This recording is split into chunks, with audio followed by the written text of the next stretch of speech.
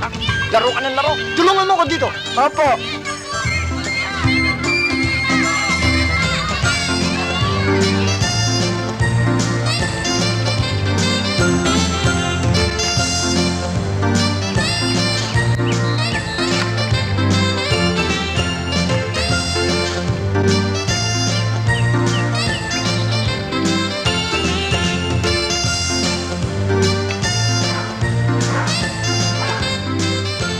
Hoy! Bumaba ka dyan! Huwag ka na mabaso, ha? Baba! Baba!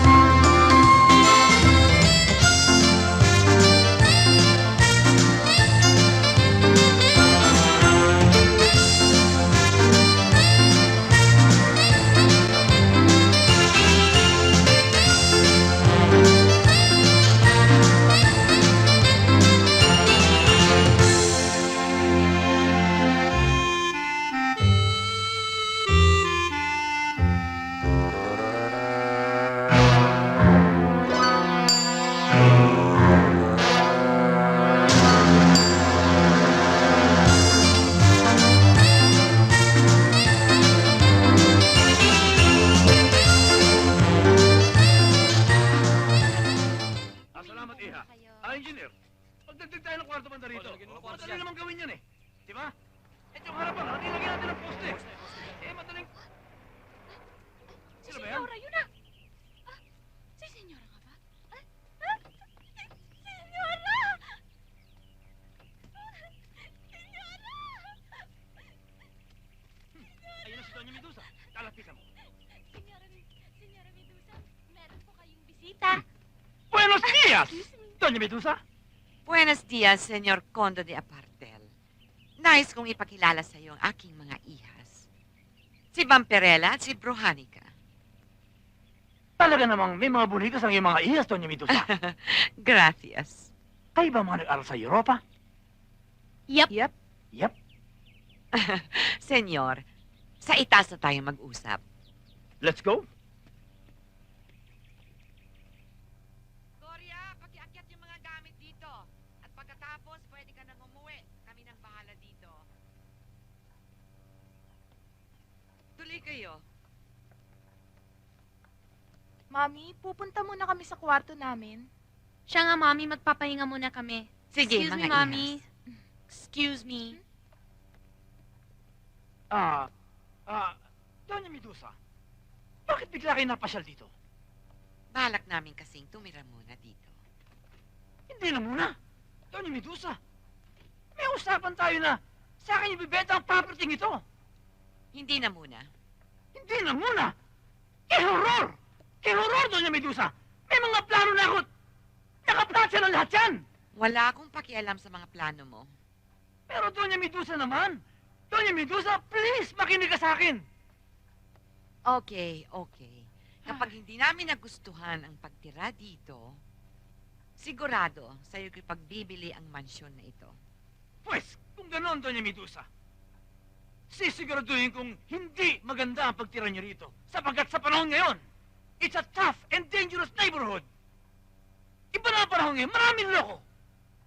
Sa tingin ko naman, it looks like a very quiet and peaceful neighborhood. Sa palagay ko, magugustuhan namin dito.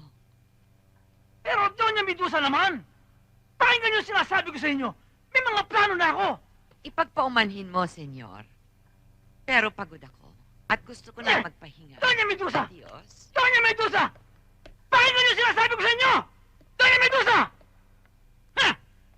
Sisiguraduhin kong hindi maganda ang pagtira nyo rito! Ha! Paano naman maluluto natin dito sa mga to? Hindi ba naman... Angal ka ng angal sa mga bilihin ngayon. Talaga mahal ang mga bilihin. Dahil hindi nyo ba alam, nag-devalue ang dollar? Magkano dollar ngayon? Noong araw, 1:2.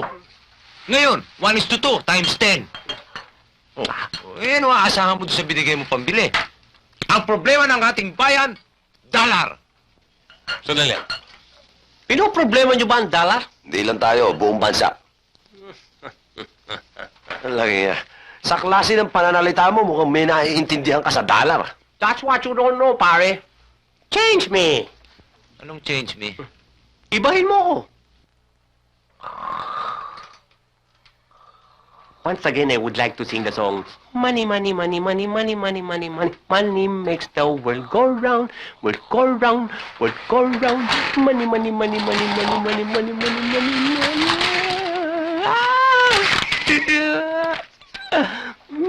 Dami. I would like to thank the Academy for giving me money. Okay, boys! Wake up, wake up, wake up and shine! Tapos na ang problema natin sa dolyares, sa dollar. At para sa inyong kasiyahan, narito mo yung mga bonus. Paring Bert, this is your bonus.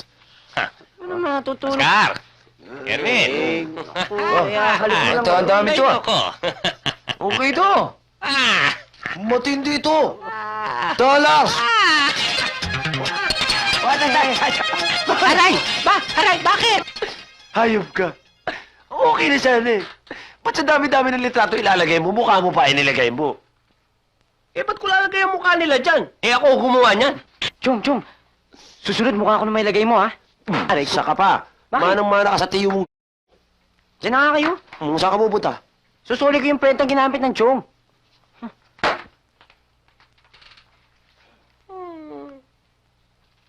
Kung sa coins ko kaya lagay.